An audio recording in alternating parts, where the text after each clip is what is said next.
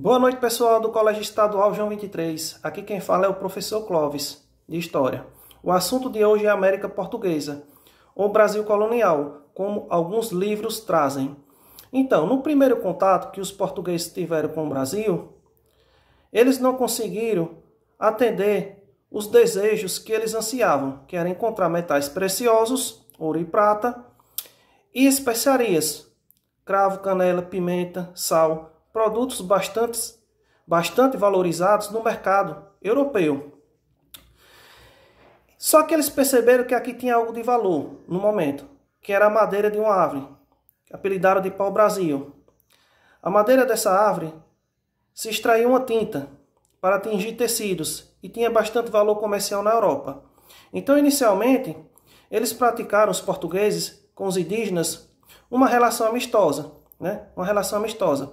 Praticavam o escambo, que era trocar os produtos que eles tinham pelos produtos que os indígenas tinham, no caso, a madeira é pau-brasil. Só que os franceses, os corsários franceses, que eram piratas, começaram a perambular e a praticar o escambo com um povo indígena chamado Tupinambá, que era um povo que praticava o canibalismo. Então a coroa portuguesa, sentindo ameaçada, enviou para cá expedições militares, comandadas por Cristóvão Jacques.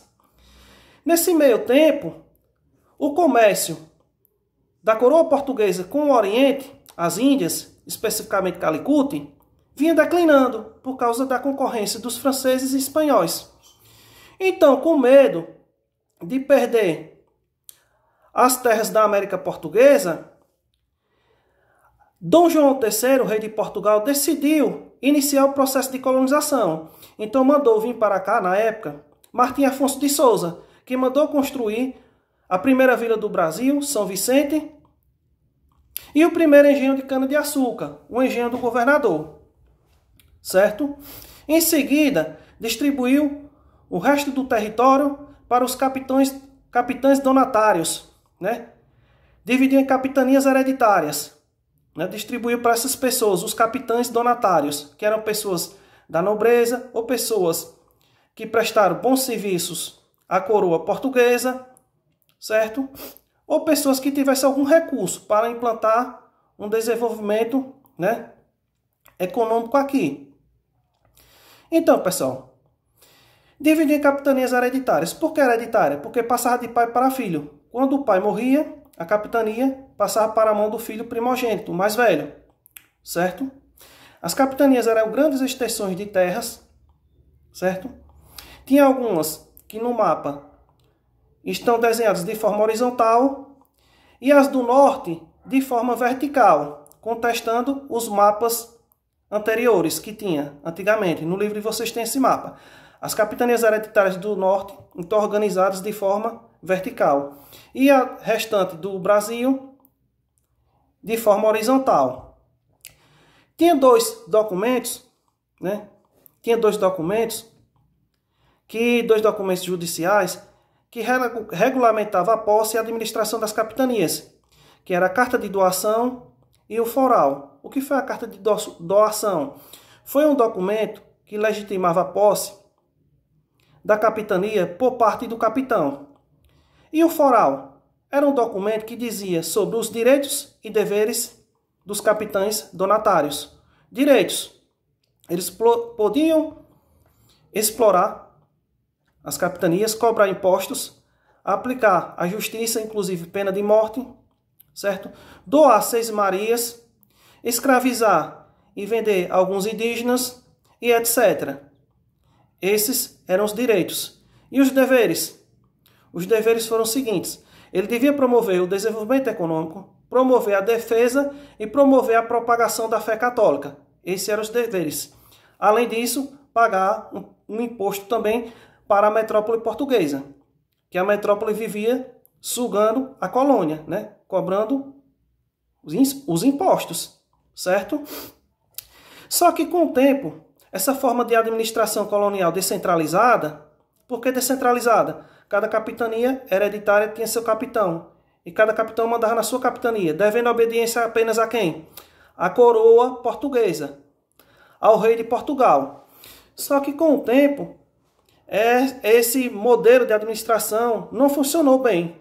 Não funcionou bem. Começou a declinar, porque a maioria das capitanias não prosperaram, exceto a de Pernambuco, a da Bahia e a de São Vicente, de Martim Afonso de Souza. Por que a da Bahia de Pernambuco? Porque elas apresentavam solo e clima apropriados para a plantação da cana-de-açúcar, como solo de Massapê, era uma terra preta ou uma terra roxa, e o clima, que era quente, né? Quente e úmido. Fazia calor, mas tinha chuva.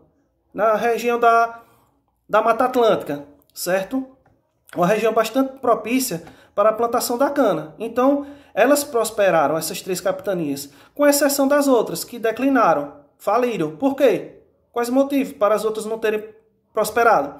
Falta de recursos financeiros, os ataques dos piratas corsários franceses, rebeliões indígenas, falta de comunicação devido à grande distância de uma capitania para outra e das capitanias para a metrópole portuguesa. Então, esses fatores contribuíram para o declínio da maioria das capitanias. Então, o rei de Portugal decidiu implantar outra forma de administração colonial, que foi a do governo geral. Era uma administração agora centralizada, porque o governo geral vai representar, aqui no Brasil da época, o braço direito da coroa portuguesa. E na onde vai ficar esse governo geral? Na Bahia, na capitania da Bahia. Certo? Na capitania da Bahia. O primeiro governador geral do Brasil vai ser Tomé de Souza. O que ele vai fazer de importante? Ele vai mandar construir a primeira capital do Brasil, Salvador. Em seguida, vai combater os indígenas rebeldes e doar as terras dos mesmos para quem tivesse condições de produzir. E os indígenas, como é que se diz assim, não revoltados, alguns indígenas que não eram revoltados, que eram mais, como é que se diz, amistosos, os amistosos foram catequizados, certo? Foram catequizados pelos jesuítas. Com Tomé de Souza veio o jesuíta Manuel, o padre Manuel da Nóbrega, certo? Aí depois veio o segundo governo geral, que foi o de quem? Duarte da Costa. Ele veio para cá para consolidar o processo de colonização. Com ele veio uma comitiva de padres jesuítas, liderados por José de Anchieta. José de Anchieta, junto com Manuel da Nóbrega, mandaram construir o Colégio de São Paulo, que se transformou depois na Vila de São Paulo e, em seguida, a cidade de São Paulo, que existe até hoje. Só que Duarte da Costa encontrou problemas para administrar o governo geral, porque ele enfrentou o conflito, ele teve que lidar com o conflito entre colonos portugueses e jesuítas. Os colonos queriam explorar o trabalho escravo indígena e os jesuítas não aceitavam isso. Além disso, Duarte da Costa teve que enfrentar a invasão francesa na Baía da Guanabara, certo? Onde os franceses invadiram a Baía da Guanabara, construíram uma colônia comercial chamada França Antártica. Então, ele teve esses 2 grandes problemas. Saber lidar com o conflito de colonos portugueses e jesuítas e combater e tentar expulsar os franceses da Baía da Guanabara, onde hoje se localiza o Rio de Janeiro. Ok. O terceiro governador-geral do Brasil vai ser quem agora? Mendes Sá. Nenhum dos outros 2, nem Tomé de Souza, nem Duarte da Costa, conseguiram expulsar os franceses. Mas Mendes Sá, quando chega aqui, organiza um exército e, aliado ao seu primo Estácio de Sá, combatem e expulsam os franceses da Baía da Guanabara, onde hoje se localiza o Rio de Janeiro. Ele também combate e vence a Confederação dos Tamoios. Mendes Sá, ele também, junto com soldados, ele combate e vence a Confederação dos Tamoios, que eram grupos indígenas que eram contrários à administração colonial portuguesa aqui no Brasil. Ok? Com o desenvolvimento do processo de colonização, foram se instituindo, certo? Foram se instituindo, né? Foram sendo criados aqui no Brasil órgãos administrativos que chamavam câmaras municipais, certo? As câmaras municipais tinha a função de cobrar tributos, promover a construção de obras públicas, como pontes, calçadas, certo? Pontes, calçadas, prédios públicos, e de preservar também as ruas, manter a limpeza, certo? E quem participava das câmaras municipais? 3 ou 4 vereadores, que não podiam ser pessoas impuras de sangue. Pessoas impuras de sangue, para os portugueses na época, eram os muçulmanos, né? Que tinham como religião o islamismo. Os negros também eram impuros. E os judeus? Tinha que ser um português branco, ou um comerciante, ou um senhor de engenho, certo? Para ser um vereador de uma Câmara Municipal. Só que a partir de 1711, as câmaras municipais, elas declinam. Porque a coroa portuguesa envia para cá pessoas para administrar essa questão da cobrança de impostos, a questão tributária. Então elas enfraquecem as câmaras municipais. Essas câmaras eram instaladas em vilas e em cidades. Todas as cidades tinham câmara municipal, mas todas as vilas não, só as maiores, certo? Algumas vilas tiveram câmaras municipais. Dando continuidade, pessoal. Então, se iniciou o processo de colonização, o produto escolhido pela coroa portuguesa foi o quê? Para ser produzido aqui, o açúcar da cana. E a mão de obra? A escrava africana. Por que a escrava africana?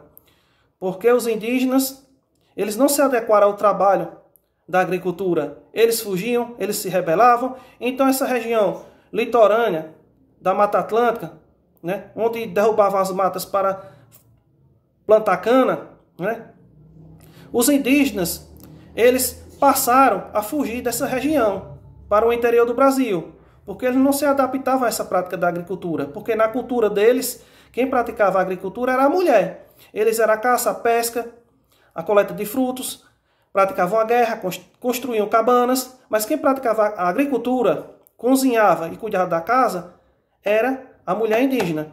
Então, o escravo africano, o africano, era uma mão de obra ideal, porque eles eram acostumados à prática da agricultura, certo? Principalmente os que viviam nas colônias do Atlântico da coroa portuguesa, que participavam da produção da cana-de-açúcar, certo?